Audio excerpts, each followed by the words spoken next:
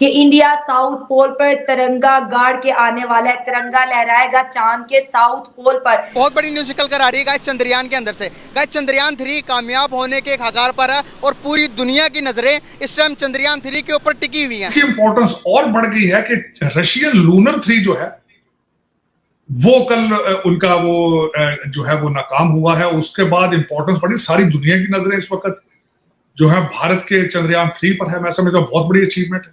South pole पर land होगा Chandrayaan 3 moon के और वहां पर डिस्कवरीज होंगी। हाँ जी, तो जो हमारा बजट 2 है एज कम्पेयर टू चंद्रयान तो कुछ भी नहीं है। चंद्रयान 3 मून से सिर्फ 25 किलोमीटर दूरी पर है और ये वो टाइम है जब इंडिया का जो मिशन है अपनी कामयाबी की ओर बड़ी तेजी से बढ़ रहा है। हर चैनल पे, हर मीडिया पे सिर्फ और सिर्फ इस वक्त चंद्रयान 3 की बात हो रही है। दुनिया में पहली दफा इतने कम कीमत के ऊपर चांद कर और स्पेस के अंदर जो अचीवमेंट्स हैं भारत की, that is remarkable, that is remarkable. जितने कम खर्चे के ऊपर ये सारा कुछ किया जा रहा है, इसके पीछे अगर देखा जाए तो स्वाय नेशनलिज्म के और कुछ भी नहीं है। इंडिया उतर रहा है मून के ऊपर, तो हमें भी हमारी देखें इनमें हमारी प्रोग्रेस या हमारा इनिशिएटिव या हमारी जो आउटपुट है वो जीरो है। तो हमें चाहिए कि हम एजुकेशन में काम करें। वो हमारे तिरंगे झंडे को वहां पर फिक्स्ड करके आएगा, तो ये हमारे लिए बहुत बड़ी बात है। लेकिन सबसे बड़ी खबर चंद्रयान 3 जो है वो लैंड करने वाले, यानी जब बहुत बड़ी अचीवमेंट है और वो मून के, चांद के उस साउथ पोल पे लैंड करेंगे जहां आज तक पहले कोई चीज लैंड नहीं। जय हिंद दोस्तों, आज का दिन पूरी दुनिया के लिए ऐतिहासिक होने वाला है। सिर्फ भारत के लोग ही नहीं जबकि अपने पड़ोसी मुल्क पाकिस्तान के लोग भी इसका बेसब्री से इंतजार कर रहे हैं। और साथ में नासा की नज़रें भी बनी हुई है भारत के चंद्रयान पे। हाल ही में अभी रूस का मिशन फेल हुआ है, उसकी भी नज़रें पूरी भारत पे हैं। अभी चंद्रयान 3 की लैंडिंग शाम 5 बजे से 6:30 बजे तक की होगी। और इस बार आप लोगों से निवेदन है कि आप सभी लोग प्रार्थना करें कि इस बार की लैंडिंग सही सलामत हो। जबकि हमारे पड़ोसी मुल्क तो घात लगाए बैठे हैं कि फिर से कुछ ना कुछ दुर्घटना घटे और फिर से हम लोग चंद्रयान 2 की तरह मजाक उड़ाए भारत का। चलिए दोस्तों, आगे की वीडियो में देखते हैं इनके क्या रिएक्शन है। पहले तो मैं आपको शैला ये बताऊं कि 4 कंट्रीज ऑलरेडी फेल हो चुकी है ऑलरेडी। जो रूस ने अपना लूनर 25 भेजा था वो भी क्रैश हो चुका है और उनका भी फेल हो चुका है। इसके अलावा उन्होंने 11 अगस्त को भेजा था, तो नहीं 11 अगस्त को फेल हो चुका।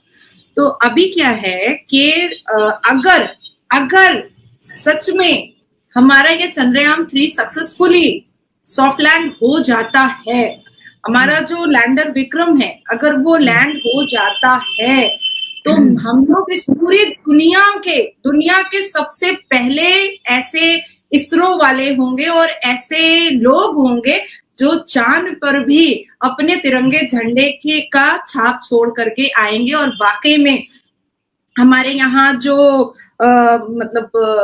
जो टेक्निकल चीजें और जो लूनर और जो विक्रम जो भेजा गया है और जो चीजें भेजी गई हैं और चंद्रयान के द्वारा जो सॉफ्टवेयर की चीजों को भेजा गया है, उसमें वो सिर्फ नॉर्मल कैमरा नहीं है बल्कि उसमें ऐसी चीजें भेजी गई हैं जो हमारे तिरंगे झंडे को वहां पर फिक्स्ड करके आएगा। तो ये हमारे लिए बहुत बड़ी बात है कि अभी तो 15 अगस्त में पूरे देश ने पूरे के पूरे इस्लामिक देश हुआ या और बाकी के देश हुए या ब्रिटिश हुआ या यूएस हुआ, इन्होंने तिरंगा झंडा लहराया है और इन्होंने मान सम्मान तिरंगे झंडे को दिया है। अब तो चांद पर भी हमारा तिरंगा झंडा रहेगा। अब मैं आपको ये बात बताती हूँ कि देखिए अभी क्या है कि अभी सारी चीजें निर्भर कर रही हैं सॉफ्ट लैंडिंग पर, क्योंकि चंद्रयान 2 में क्या हुआ था कि यही मिस्टेक्स हुए थे और बार बार इसरो में जितने भी बड़े बड़े आला अधिकार हैं, जो ऑफिसर्स हैं, उन्होंने फिंगर क्रॉस करके रखा हुआ है कि बस लैंडिंग एकदम सॉफ्टली हो जाए, क्योंकि हम ज्यादा दूर है ही नहीं ना, अब तो हम सिर्फ 25 किलोमीटर दूर है। और जहां तक बात चल रही है कि 23 अगस्त 6:04 पे हमारी लैंडिंग इंशाल्लाह वल रहमान हो सकती है। अब इसमें देखिए हमेशा हमें नेगेटिव और पॉजिटिव दोनों बातों को साथ में लेकर के चलना चाहिए। सारी चीजें पॉजिटिव नहीं सोचना चाहिए, नेगेटिव और पॉजिटिव दोनों चीजों को सोचना चाहिए। मान लेते हैं कि 23 अगस्त जिस टाइम 6:04 में जो लैंड करने की बात हो रही है, वहां पर क्या हो जाता है कि अगर मून लूनर आ जाता है तो क्या होगा कि हमें वहां पर 14 दिन का फिर इंतजार करना पड़ेगा। ओ सही। जबकि अगर 23 अगस्त 6:04 में ये लैंडिंग नहीं होती है तो फिर 27 अगस्त को जब सूरज की रोशनी चांद पर पड़ेगी तो फिर हम लोग ट्राई करेंगे। लेकिन उसके बाद क्या है कि मून लूनर जो है वो स्टार्ट हो जाता है चांद के ऊपर, तो फिर 14 दिन का इंतजार करना पड़ेगा। तो हमने नेगेटिव और पॉजिटिव दोनों समझ के रखा है। अब आती है बात आपसे पता चल रही है, ये जो 14 दिन का इंतजार है ये बहुत बड़ी खबर है जो आप हमारे साथ शेयर करिए। इससे पहले ये खबर हम तक नहीं पहुंची है। जब आप प्राइड हो आपके अंदर कि हमने अपने मुल्क का झंडा वहां लहराना है, हमने अचीव ये करना है, तब चीजें होती हैं। और मैं समझता हूं कि मैं इसको क्रेडिट इसका जो है इस वक्त भारत को नेशनलिज्म का क्रेडिट जो है वो मोदी साहब को जाता है, जिन्होंने ये सारा कुछ जो इस वक्त इकॉनमी को 7वें से 5वें नंबर पर ले आए, 10वें से 5वें पर और 5वें से 3रे पे लाने की, और डायस्पोरा को प्रमोट करना, अपनी इकॉनमी को, अपनी करेंसी को, यूपीआई सिस्टम को, पेमेंट सिस्टम को प्रमोट करना दुनिया में। और उसके बाद आज भी साउथ अफ्रीका गए हैं और वहां पे भी वो ब्रिक्स के बारे में और दूसरी चीजें जो है भारत की फॉरेन पॉलिसी है उसके बारे में। काश के हमारा भी, मैं जिस तरह हमेशा कहता हूं कि मोदी साहब का जो मॉडल है to give a nationalism boost to the country, that should be copied in developing countries जहां पे जमहूरियत और इस तरह की चीजें और बिल्कुल इकोनॉमिक कोलैप्स के पास है, वहां पे उनको चाहिए कि नेशनलिज्म को प्रमोट करें। जिस तरह मैं आजकल, मुझे एक बहुत अच्छी चीज है कि आजकल मैंने वो भारत से सीखी, बल्कि आजकल वहां पे जो नारा वो कहते हैं कि सोच बदलो भारत बदलो, मैं वही अपने पाकिस्तानी भाइयों से भी कहूंगा, सोच बदलो पाकिस्तान बदलो, उसके बगैर पॉसिबल नहीं है। ये जो ब्रिटिश आपके रूलर हैं, चाहे इलेक्टेबल हो, चाहे ये ब्रिटिश ट्रेंड सिविल सर्वेंट हो, इनका आइडिया आपको सर्व करना या पाकिस्तान की तरक्की नहीं है।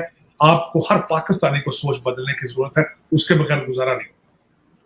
बिल्कुल ऐसा ही सर, बल्कि एक चेंज जो अच्छा चेंज एक्सपेरिमेंट किए जा रहे हैं, यहाँ पे देखा जा रहा है कि वहां पे पानी का कुछ वहां पे सिलसिला है आगे फ्यूचर में।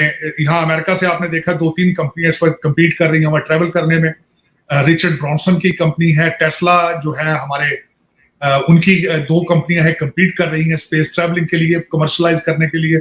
फिर लाइफ ऑन द मून, इसके ऊपर भी किया जा रहा है। वहां पे इनका माइनिंग का प्रोग्राम है मून के ऊपर, आइदर इज विजिबल और नॉट, लेकिन वहां पे इस तरह के एक्सपेरिमेंट होंगे फ्यूचर में। और अगर कल भारत का ये तजर्बा कामयाब होता है कल, और इसके बाद जाहिर है कि मेरे ख्याल में Bharat will be the 4th country in the world. बहुत बड़ी अचीवमेंट। और मैंने जिस तरह बताया कि मैंने इसके नंबर पढ़े थे, अमेजिंग कि किस तरीके से भारतीय साइंटिस्ट जो है उन्होंने इतनी कम लागत में ये सारा कुछ, इतना कारनामा जो अंजाम दिया है, इट्स वर्थ प्रेजिंग। और मैं समझता हूँ हर पाकिस्तानी बच्चे को ये देखना चाहिए। मैं तो बल्कि आजू कई दफा पहले भी आपको मैंने कहा है कि भारत की खबरें बच्चों को, पाकिस्तानी बच्चों को सुननी चाहिए, देखें वहां पे किस तरह कर रहे हैं, इंफॉर्मेशन टेक्नोलॉजी को, आर्टिफिशियल इंटेलिजेंस को,